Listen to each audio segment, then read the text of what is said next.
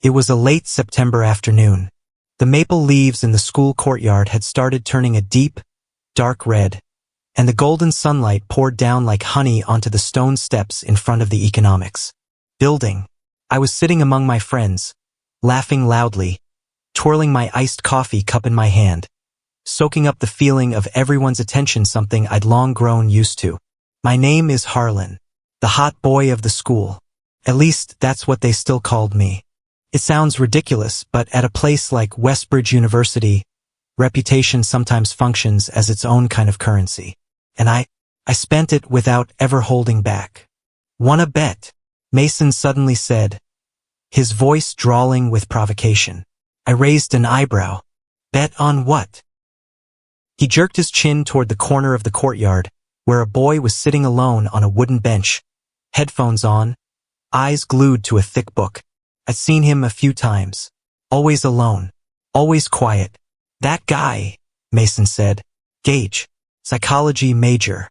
Supposedly super introverted. Doesn't socialize. Doesn't date." "So?" I shrugged. Not particularly interested. Mason smirked. "Think you can make him fall for you?" The whole table burst out laughing. A few people whistled. I shook my head, smiling faintly. "Easy." "No," Mason said, shaking his head, eyes glinting with challenge. "Not just regular flirting. I mean actually make him fall for you. Like properly catch feelings." I leaned back, crossing my arms. "How long?" "1 month." The air went quiet for a few seconds. 1 month. Didn't sound hard. Not for me. "Deal," I said, lips curling. "And if I win?" "Big party. I pay for everything." "And if I lose?" Mason shrugged. "You stop messing around with people for a while. Maybe you'll learn something." I laughed. "Fine." I don't know why I agreed so quickly. Maybe because I was too cocky. Maybe because I was bored.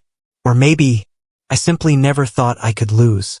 I stood up, brushed off my pants, and looked over at the boy. "Gage. Watch and learn," I said. The first time I walked up to him on purpose, I thought it would just be a performance. "Is this seat taken?" I asked, pointing at the bench. Gage looked up. That was the first moment I really saw his eyes. Blue. But not the bright, striking kind that grabs you instantly. They were quiet, deep, like a lake on a cloudy day. "Yeah," he answered softly, a little hesitant. I sat down, not too close but not too far. "You're in psychology, right?" I asked, glancing at his book. Gage gave a small nod. "Yeah." Silence. Completely different from everyone else I'd ever approached, people who always tried to keep the conversation going, or at least pretended to be interested. He did nothing, just went back to reading. I let out a small laugh. "I'm Harlan." "I know," Gage said, without looking at me. "Oh," I raised an eyebrow. "Am I that famous?" This time he glanced over, his expression carrying something unreadable. "No," he said. "Just hard not to know." That answer should have made me smug. But for some reason it felt like a tiny jab at my ego. "And you?" I asked. "Gage, right?" He nodded. I studied him for a few more seconds. Gage wasn't the kind of person who stood out. Plain jeans, gray hoodie, slightly messy brown hair, face with zero effort put into looking good. But there was something that made me unable to look away. Maybe the way he was silent without seeming awkward. Maybe the way his eyes always seemed to be hiding something. Or maybe just the very obvious loneliness radiating from him. "You always sit here?" I asked. "Yeah." "Don't get bored?" "No." "Short. Direct." I laughed. "You always talk like this?" Gage paused for a second, as if realizing something, then gave a tiny shrug. "Sorry." "No need to apologize," I said, faster than I meant to. "I actually find it interesting." He looked at me again, a little longer this time, then turned away. I started showing up next to Gage every day. At first, it was just casual questions. Then longer conversations, though mostly me talking and him answering. I bought him coffee, sat next to him in the library. Once I even pretended not to understand an assignment just so he'd explain it. Everything was according to plan. I knew exactly what I was doing. I knew how to make someone slowly get used to your presence. Eye contact, smiles, the perfect amount of distance. I'd done this more times than I could count. But Gage, he wasn't like the others. He didn't open up easily, didn't smile much, didn't initiate. But every time he looked at me a little longer, every time his voice softened just a fraction when he spoke to me, I knew I was getting closer. And then one day, "You don't have to do this," Gage said. I looked up. "Do what?" "Buy me coffee. Sit with me. Talk." He hesitated. "I'm not as interesting as you think." I looked at him. For a second, I almost told the truth. That this was all just a bet. That I didn't actually think he was interesting. But I didn't. I just smiled lighter than usual. "I'm not doing it because you're interesting," I said. Gage frowned slightly. "Then why?" I looked straight into his eyes. "Because I want to." Perfect answer. A lying answer. But somehow, when the words came out, my heart beat one beat faster. And when Gage lowered his head and the tiniest smile curved his lips, the first smile I'd ever seen from him, I suddenly felt something strange, as if something was slipping out of my control. I didn't notice the exact moment everything started to change. There was no dramatic click, no big event. It just seeped in little by little, quietly and irreversibly, like water soaking into soil. At first, I still treated it like a game, a challenge, a script I was directing. But then, "Why do you like being alone so much?" I asked that one evening in the library. Outside it was raining. Drops tapped against the window, leaving long blurry streaks. Gage didn't answer right away. He closed his book, set his pen down and looked out the window. "I don't like it," he said slowly. "I'm just used to it." A simple answer, but something in his tone made my chest tighten. Used to it, why? This time he stayed quiet longer. I thought he'd dodge it like usual, but he didn't. "Because it's easier," Gage said. "When there's no one, there's nothing to lose." I froze. A seemingly ordinary sentence, but heavy enough to thicken the air between us. I wanted to joke the way I always did, but for some reason, couldn't. "Has someone hurt you before?" I asked, voice lower. Gage gave a small, faint laugh. "Are you psychoanalyzing me now?" "No." I shook my head. "Just curious." He looked at me for a while as if weighing something. Then finally he said, "I used to like someone." I don't know why my heart sank a little. "And then?" "Nothing," he shrugged. "I just realized I'm not the kind of person anyone would choose." I frowned. "What do you mean?" Gage looked straight at me for the first time since the conversation began. "You know what I mean, Harlan," he said. "People like you would never look at people like me." Silence. I didn't know how to respond, because if this had been earlier, I would have nodded. I wouldn't even have thought it was worth questioning.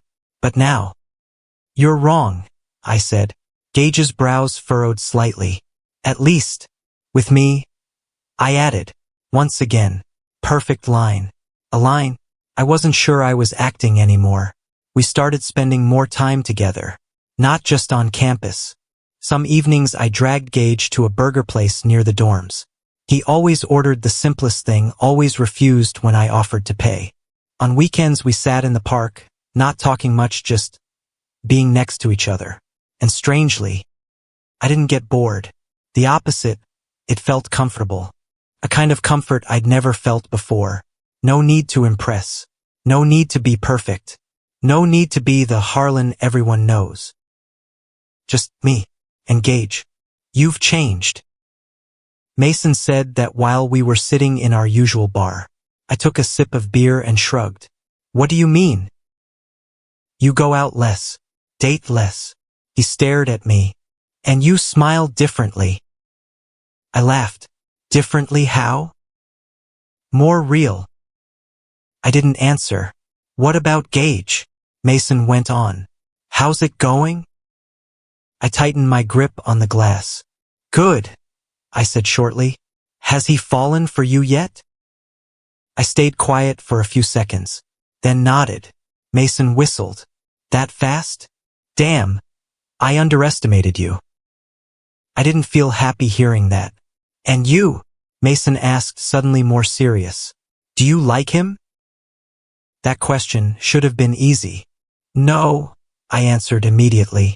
Too fast, too firm, but somehow saying it felt wrong.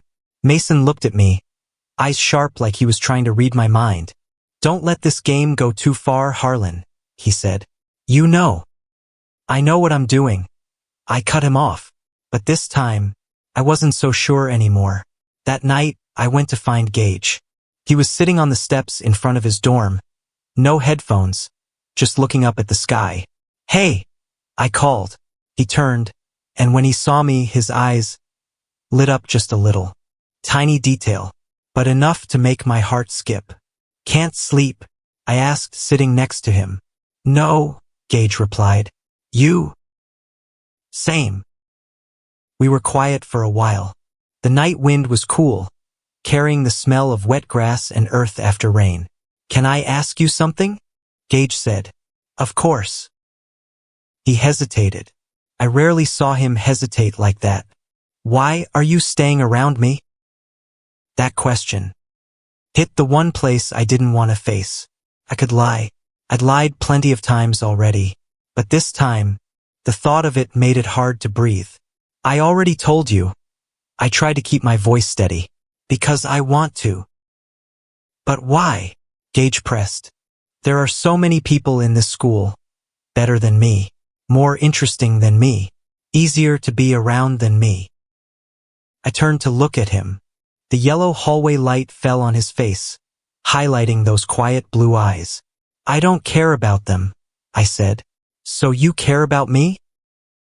A simple question, but the answer was anything but simple. I opened my mouth, then stopped, because for the first time, I was afraid that if I said it, this would no longer be a game. I didn't answer Gage's question that night, not because I didn't have an answer, but because I had too many, and none of them felt safe. I should head back, I said, standing up, avoiding his eyes. Gage didn't try to stop me. He just gave a small nod. Yeah. Good night, Harlan. His voice was light, as if nothing had happened.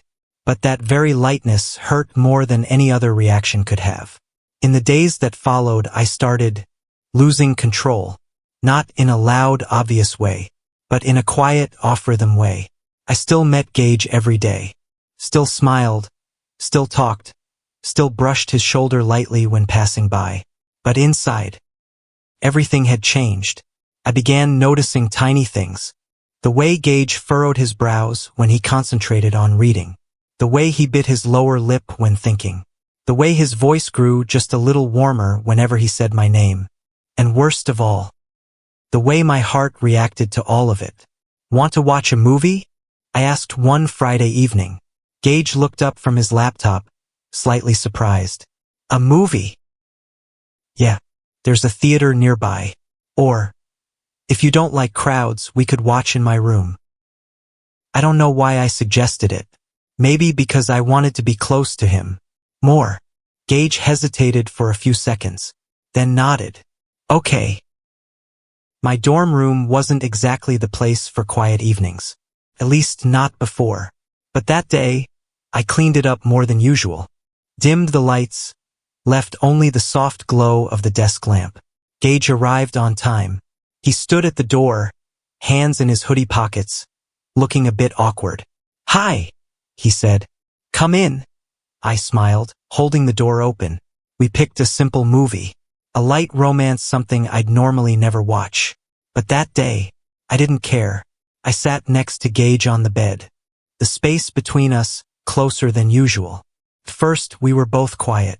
just the sound of the movie filling the room. Then, our arms brushed against each other, just a light touch, but Gage immediately pulled back. "Sorry," he said quickly. "It's okay," I replied, but I didn't move my arm away. I left it there, close to him, waiting, and after a few seconds, Gage didn't pull away anymore. He let it stay. The distance between us seemed to disappear. I don't remember much of the movie that night.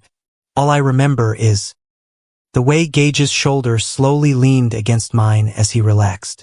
The way his breathing became steadier. The way my heart pounded so hard I was afraid he could hear it. And then, "Gage." I called his name very softly. "Yeah," he answered, eyes still on the screen. I turned to look at him. The distance between us, only a few centimeters. If I leaned in just a little more, I could kiss him. The thought came suddenly, and didn't leave. I started, but didn't know what to say. Gage turned to me, those blue eyes, so close I could see every small detail. "What's wrong?" he asked. I should have stopped. I should have remembered this was just a bet. I should have remembered everything was fake. But I didn't. I leaned forward, slowly, giving him time to pull away if he wanted. But Gage didn't move. He just looked at me, and in that gaze, I saw something I could no longer pretend not to notice. He liked me, for real, and that should have meant I'd won. But somehow, terrified me, deeply. The space between us was only a breath away. I could feel the warmth from his lips. But right then, I stopped. I didn't kiss him. Not because I didn't want to, but because I wasn't sure I had the right. I pulled back, breathing hard. "Sorry," I said. Gage blinked, like he'd just woken from a dream. "It's okay," he replied, but his voice was quieter than usual. The air grew tense. We didn't say anything more. The movie kept playing, but neither of us paid attention anymore. After Gage left, I sat alone in my room. The light was still on. The screen was still bright, but my mind was completely blank. I had almost kissed him, not because of the bet, not because of winning, but because I wanted to.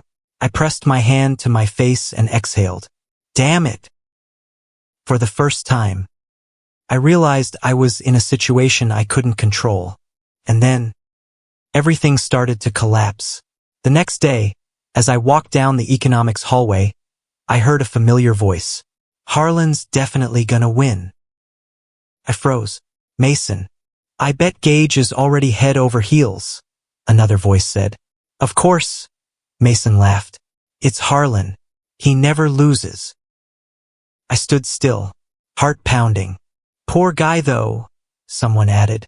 "If he ever finds out this was just a bet." "So what?" Mason cut in. "Life's tough. Not his fault he's naive." Laughter rang out. I clenched my fists. A cold shiver ran down my spine. Not because of what they said, but because a terrifying thought had just appeared in my head. What if Gage heard? I turned around, and immediately I saw him. Gage was standing at the end of the hallway, not too far, not too close, but close enough to have heard everything. I had never seen Gage like that. He stood frozen, as if the whole world had been muted.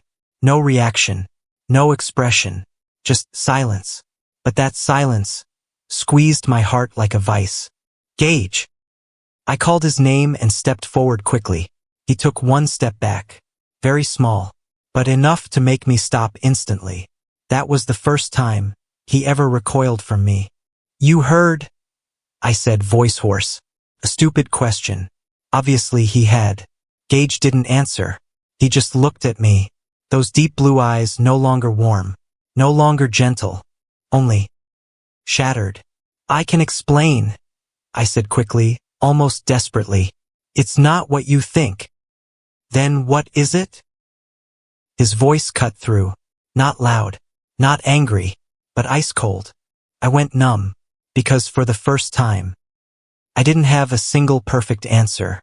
I opened my mouth, then closed it again. I could lie. I could say it was a misunderstanding. Could.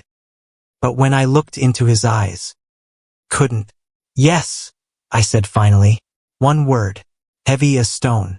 Gage gave a small nod, as if he'd already known. How long? He asked. What? The bet, he said. How long? 1 month. And now, he continued, have you won yet? I couldn't answer, because if I said yes, then everything between us would be defined by one word, fake. Gage, You don't have to say anything else, he interrupted. His voice was still calm, but that very calm scared me more than any anger ever could. I get it. No, you don't. I took another step, but stopped when I saw his hands tighten. Don't come closer, Gage said quietly. I froze, heart hammering. You don't understand, I repeated, voice trembling slightly. At first, yes, it was a bet.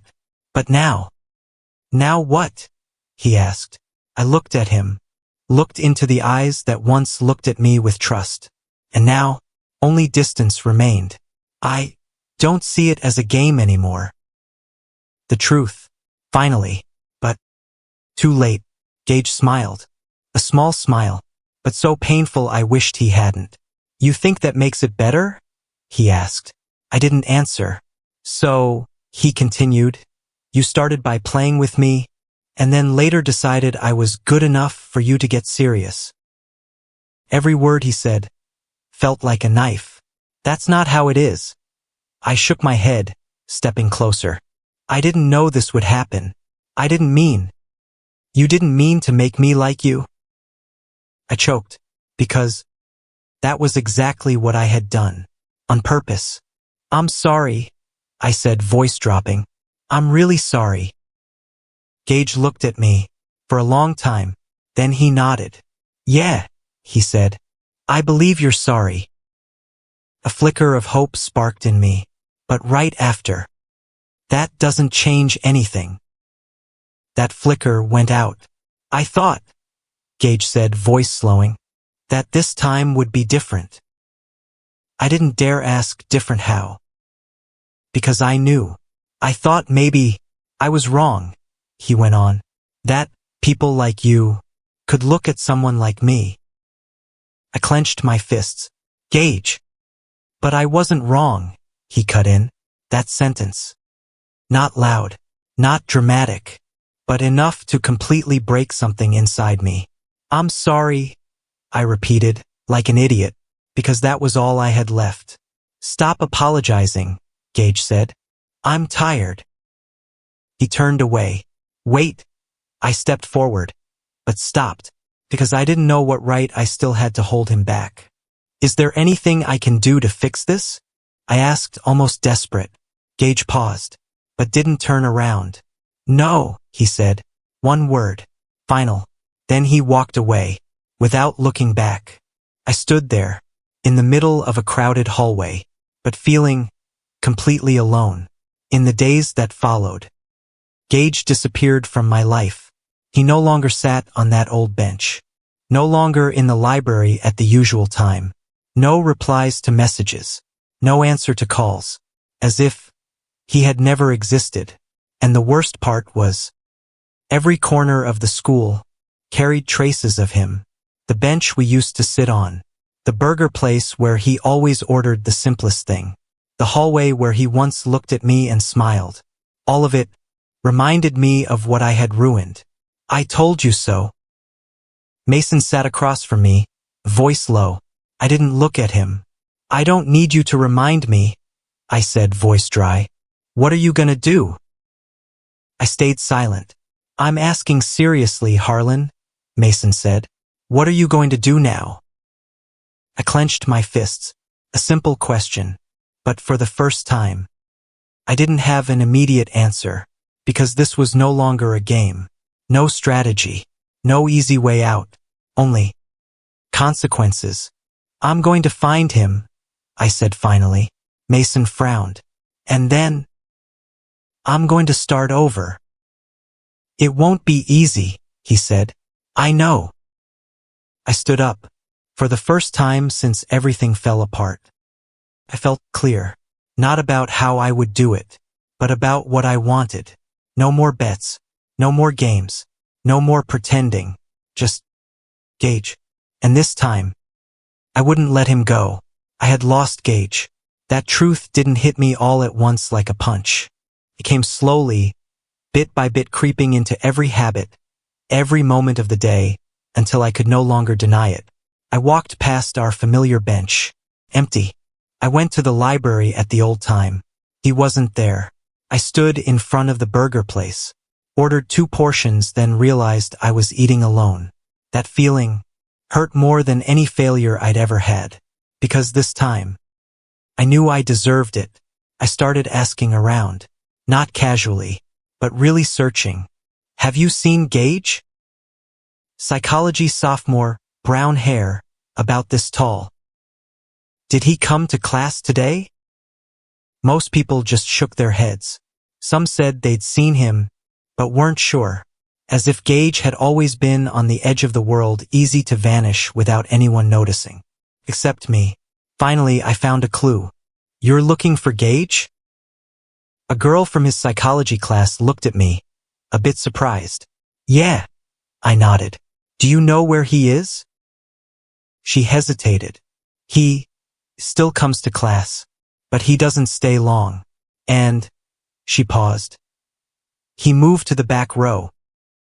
I tightened my grip. Gage hadn't left school. He was just avoiding me. The next day, I went to the psychology lecture. I wasn't in that department, but I didn't care. I stood at the door, looking inside. And then, I saw him. Gage was sitting in the last row near the window, head down, focused on his notes. Not talking to anyone, not looking around. Just like the first time I saw him. But also, completely different, because this time, I knew what it felt like to be on the other side, to be the one left behind. I walked in. A few eyes turned to me, not because I was a stranger, but because I was Harlan.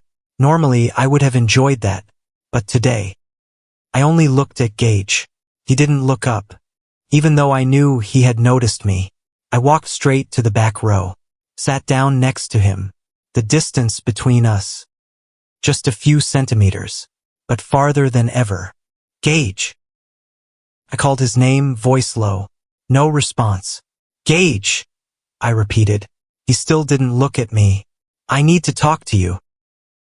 No, he said. One word, but enough to block everything I wanted to say next. Please, I said. Just once. Gage stopped writing. 1 second. 2 seconds. Then he set his pen down, but still didn't look at me. I have nothing to say to you, he said. I do, I replied quickly. A lot. That's your problem, Gage said. Not mine. I took a deep breath. He was still the same, still sharp, still keeping distance. But I knew. Behind it was still the person I had come to know. I know I messed up, I said. I know I have no right to ask you to listen, but then don't ask. I froze. For the first time, I was completely shut down. The professor walked in. Class started, and I had no choice but to sit there, next to him, but unable to reach him. I didn't hear a single word of the lecture.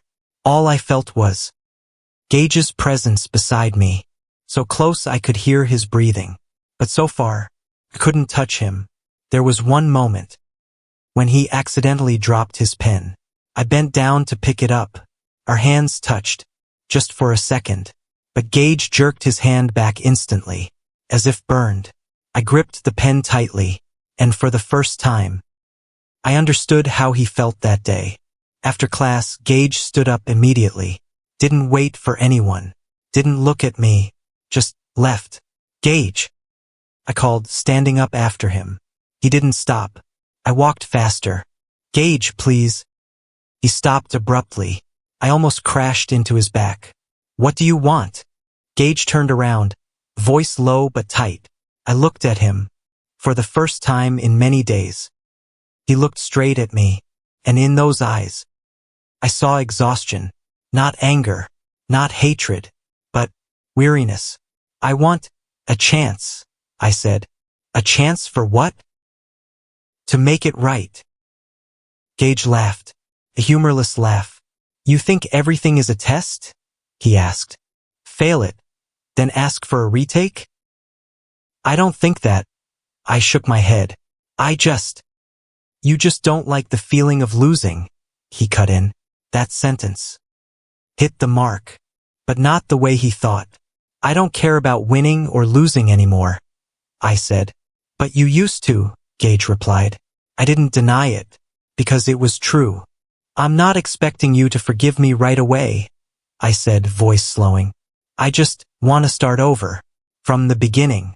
No bet, no pretending, just me. Gage was silent. A few students walked past, but I didn't notice. I only looked at him, waiting. And why should I trust you? Gage asked. Fair question. One I didn't have an easy answer for. I don't know, I said honestly. Maybe you shouldn't. Gage frowned slightly. I lied to you, I continued. I hurt you.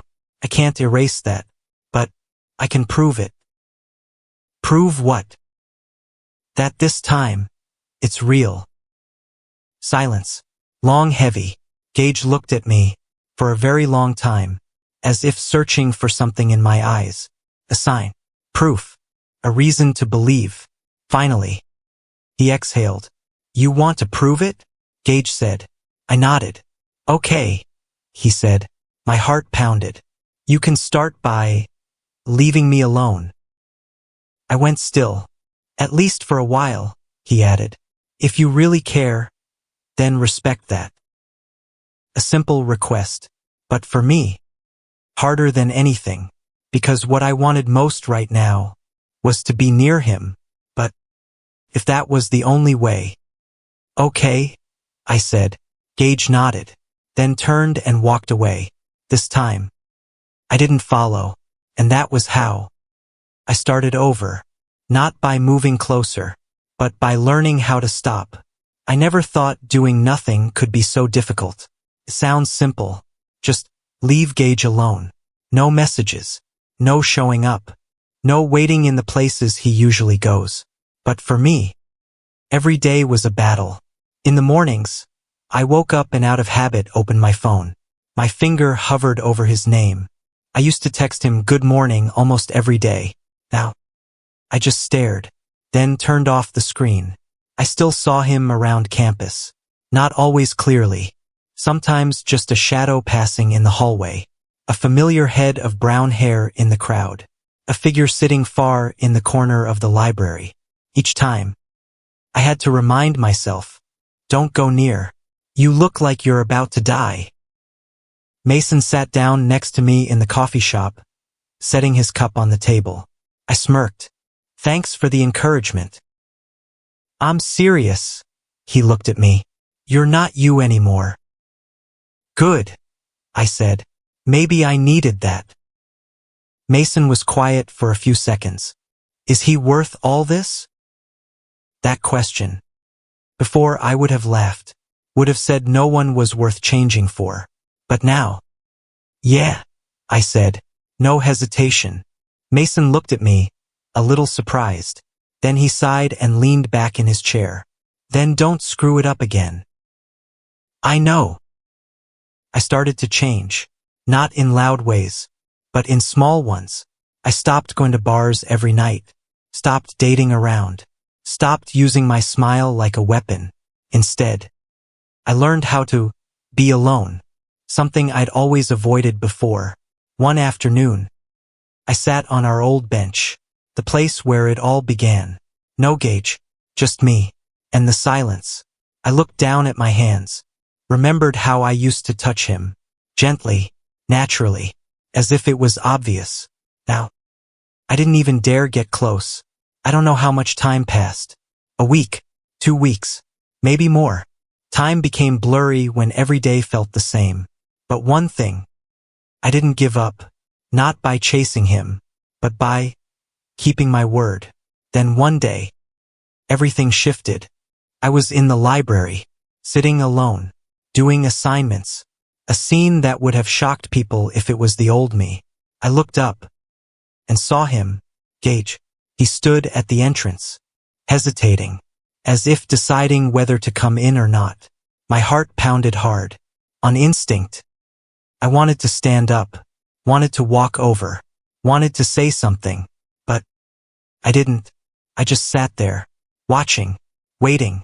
Gage stepped inside. Slowly, he walked past the rows of tables. And then stopped, right at my table. "Can I sit here?" he asked. Took me a few seconds to react. "Yeah," I said, voice slightly hoarse. "Of course." He pulled out the chair, sat down. The distance between us. Not close, not far, but different from before. No longer that natural ease. Only caution.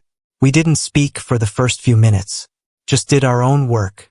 But this silence wasn't like before. It wasn't comfortable. But it wasn't completely uncomfortable either. Just unfamiliar. I noticed. Gage spoke first. I looked up. "You kept your word," he said. A simple sentence, but enough to make my chest tighten. "Yeah," I replied. "Why?" he asked. I looked at him. This time I didn't need long to think. "Because you wanted me to," I said.